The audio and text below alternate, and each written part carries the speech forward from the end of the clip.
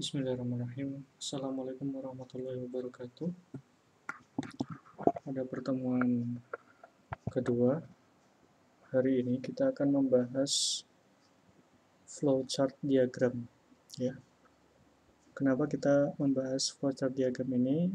Yang pertama karena kita akan mempelajari pemrograman yang terstruktur. Ya.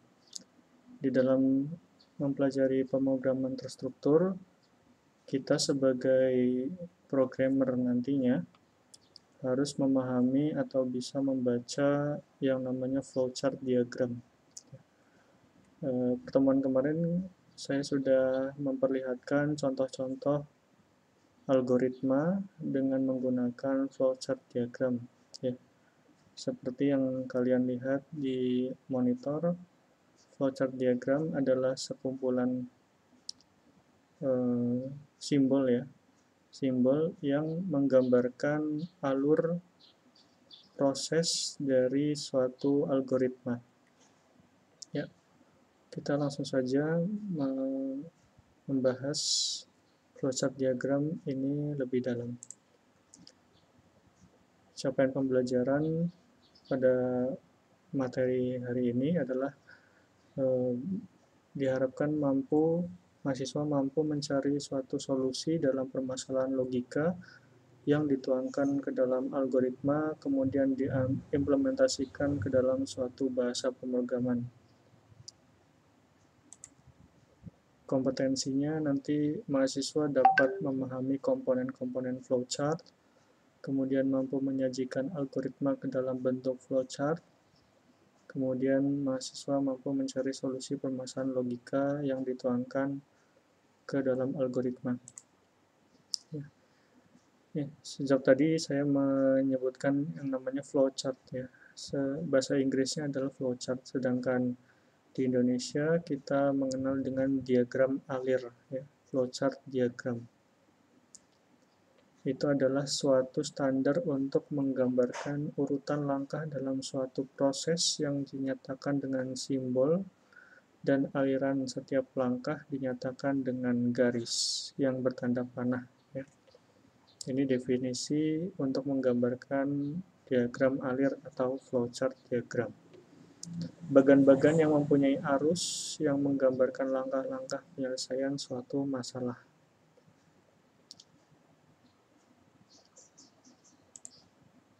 Ya, seperti yang sering kalian lihat di pemrograman terstruktur pertemuan pertama ya.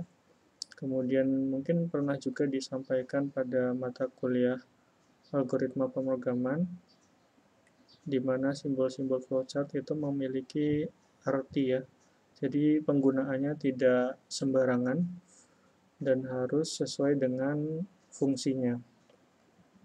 Yang pertama ini kalian lihat paling atas adalah simbol yang bernama Terminator. Ya, ini bukan judul film ya, Terminator. Ya, Terminator itu bahasa Inggrisnya itu adalah permulaan biasanya. Kalau nggak salah istilah ya, Terminator permulaan. Atau juga bisa dia sebagai mengakhiri ya, terminate ya.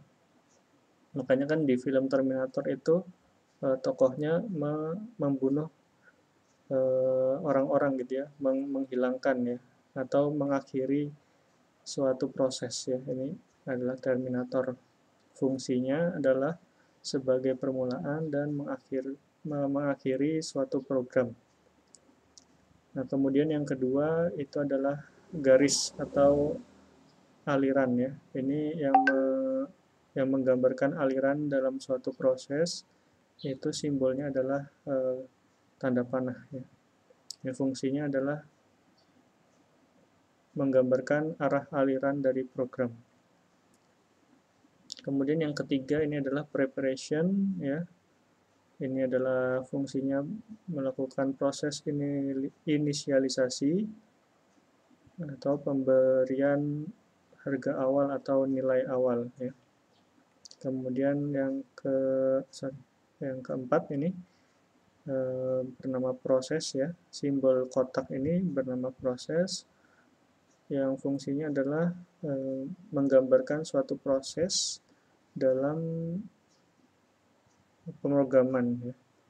Proses pengolahan data, proses operasi data gitu ya.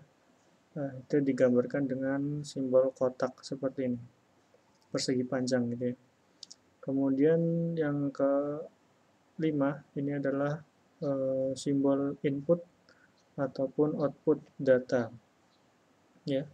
Fungsinya adalah menggambarkan proses input atau output data atau sebagai parameter kemudian informasi, yaitu simbol-simbol pada flowchart yang pertama. Ini ada lagi yang kedua, ini simbol-simbol pada flowchart juga. Ini menggambarkan, yang paling atas ini menggambarkan predefined proses ya, subprogram. Dia fungsinya adalah permulaan sebuah subprogram yang menjalankan subprogram tersebut ya. Kemudian ada simbol ketupat seperti ini dengan nama decision ya. Decision ini adalah berfungsi sebagai perbandingan pernyataan ya. Jika suatu data itu diseleksi benar atau salah atau iya atau tidak gitu ya. Ada dua kondisi. Nah, ini membutuhkan simbol decision seperti ini. Percabangan ya. Kemudian ada ini yang on page connector penghubung bagian flowchart, kemudian off page connector penghubung bagian-bagian flowchart juga.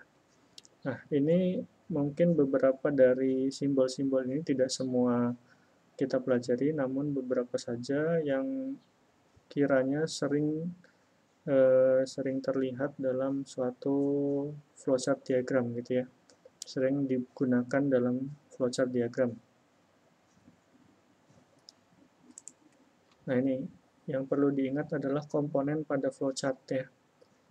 Jadi komponen pada flowchart yang paling penting adalah awalan ya, start ya.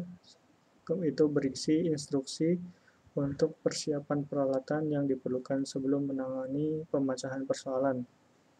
Kemudian ada fungsi read ya, berisi instruksi kegiatan untuk membaca data dari suatu peralatan input. Kemudian ada proses yang berisi kegiatan yang berkaitan dengan pemecahan persoalan sesuai dengan data yang dibaca. Kemudian ada write, berisi instruksi untuk merekam hasil kegiatan peralatan output. Kemudian diakhiri dengan end, ya, mengakhiri suatu kegiatan pengolahan atau proses pemrograman. Nah, ini adalah komponen pada flowchart diagram. Nah, selanjutnya kita akan mempelajari pembuatan flowchart diagram. Ya, sebelum mempelajari pembuatan flowchart diagram, secara garis besar, flowchart diagram itu dibagi di atas 3 bagian ya. Seperti yang pernah saya jelaskan di pertemuan pertama, yaitu ada input, kemudian ada proses, kemudian ada output ya, atau disingkat IPO. Mungkin ini teman-teman sudah familiar ya dengan 3 komponen ini. Hindari pengulangan proses yang tidak perlu dan logika yang berbelit sehingga jalannya proses menjadi singkat ya. Kita membuat suatu flowchart diagram, membuat suatu algoritma, itu jangan sampai melakukan pengulangan proses ya, sehingga nanti pengulangannya itu menjadi sia-sia, kemudian menjadi tidak efisien gitu ya. Kemudian jalannya proses digambarkan dari atas ke bawah ya. Nanti menggambarkannya dari atas, tengah, bawah itu diberikan tanda panah. Nah, jangan lupa ada tanda panah di antara simbol-simbol yang dibuat. Nah, ini pembuatan flowchart. Kita awali dengan simbol start ya, seperti ini.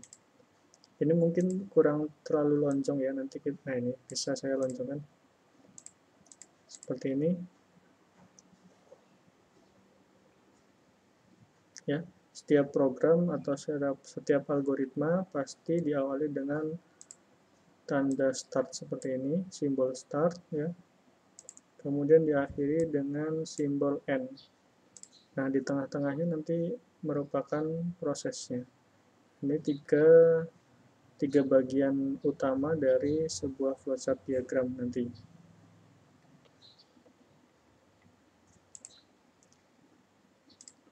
Nah, ini input ya. Input suatu di flowchart diagram ya. Input di flowchart diagram diawali seperti ini ya. Kemudian ada aliran prosesnya di sini. Kita lakukan aliran proses. Kemudian nanti di sini adalah inputnya ya. Input pasti simbolnya seperti ini ya.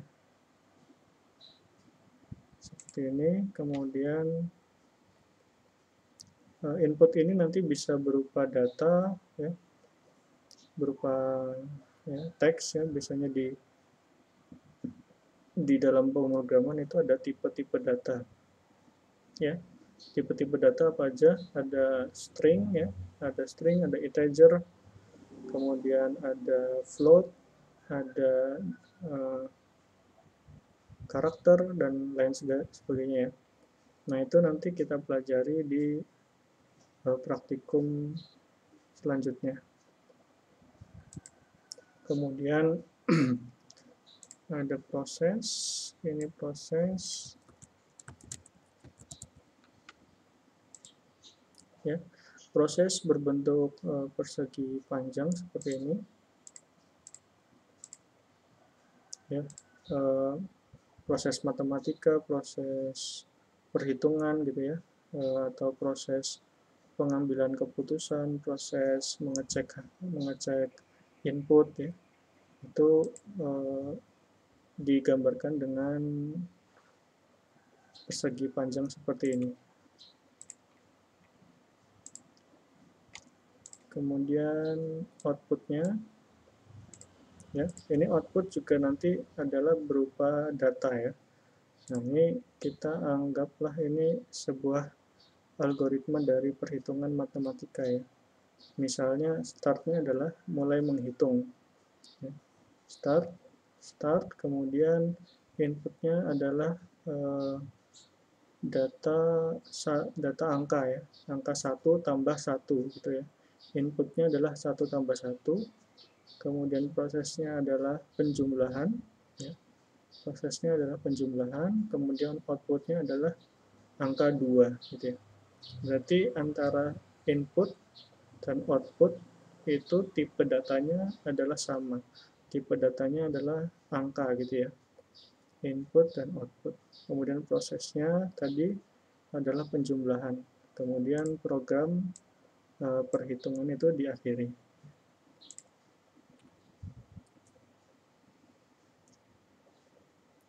Nah, ini contoh dari flowchart ya, seperti ini. Contoh sederhana, dimulai dengan start, kemudian masukkan huruf A dan B ya. Masukkan huruf A dan B. Nah, ini sebagai inputannya. Kemudian prosesnya C sama dengan A plus B ya. Kita akan mencari nilai C yang itu hasilnya nanti akan berasal dari inputan A ditambah B ya. Inputannya adalah A dan B, kemudian hasilnya, outputnya adalah tampilkan nilai C seperti itu ya. Tadi sudah saya contohkan dengan angka 1 tambah 1. Nah, ini sama juga yang di sebelah kanan ini, inputan bilangan A, inputan bilangan B, jumlahkan bilangan A dan bilangan B, kemudian cetak hasil penjumlahan, diakhiri dengan N ya. Ya, cukup mudah ya saya kira untuk proses flowchart seperti ini, flowchart diagram yang menggambarkan suatu pemrograman dasar dari penjumlahan gitu ya. Nah, ini nanti saya akan memberikan kalian latihan ya. Silahkan kalian buat flowchart untuk mencari keliling persegi panjang ya. Membuat flowchart diagram mencari keliling persegi panjang ya. Jadi kalian tentukan dulu inputnya apa ya. Jadi cari inputnya apa, kemudian prosesnya gimana? Prosesnya adalah rumusnya ya, rumus dari keliling persegi panjang.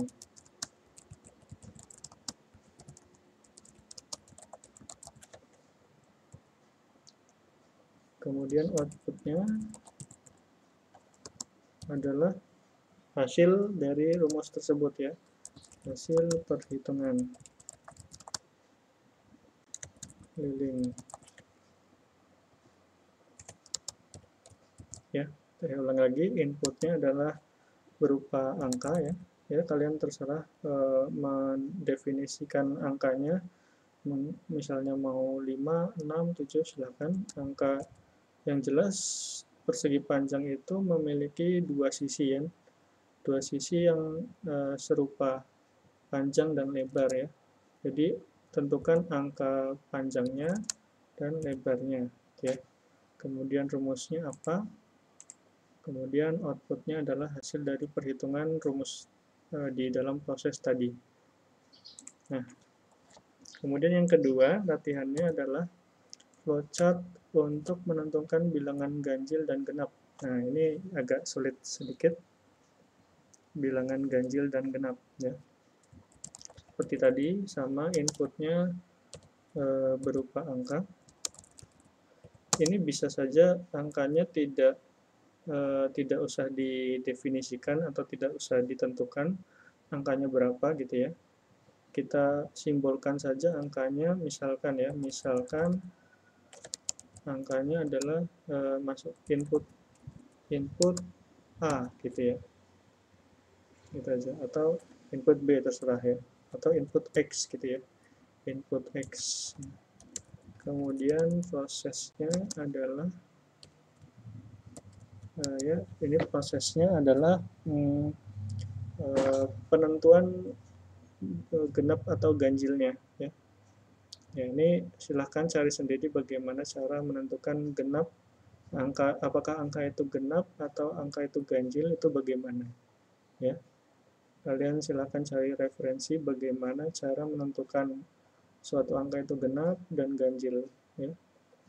Untuk pengetahuan umum, angka genap itu kan 2 gitu ya, 4, 6, 8, 10 gitu. Nah, ganjilnya selain dari angka-angka tersebut. Nah, itu bagaimana cara menentukannya. Jadi cari rumus menentukan genap dan atau ganjil. Nah, untuk proses ini tersendiri kan ini ada dua keputusan ya. Apakah input X itu genap, kemudian apakah input dari X itu ganjil. Nah, ini nanti berarti di prosesnya ini ada yang namanya percabangan atau menggunakan simbol decision yang tadi kita pelajari ya, decision. Dua nilai gitu ya, genap atau ganjil, yes or no, true or false gitu ya prosesnya. Kemudian outputnya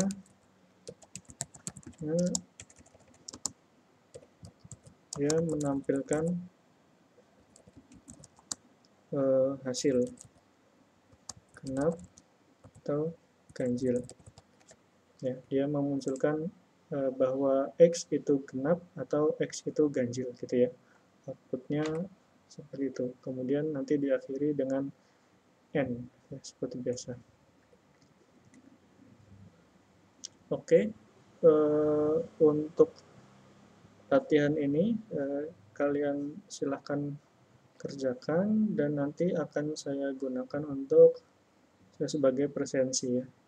Silakan kalian buat latihan ini, kerjakan tugas ini, kemudian nanti hasilnya dikumpulkan di Microsoft Teams ya.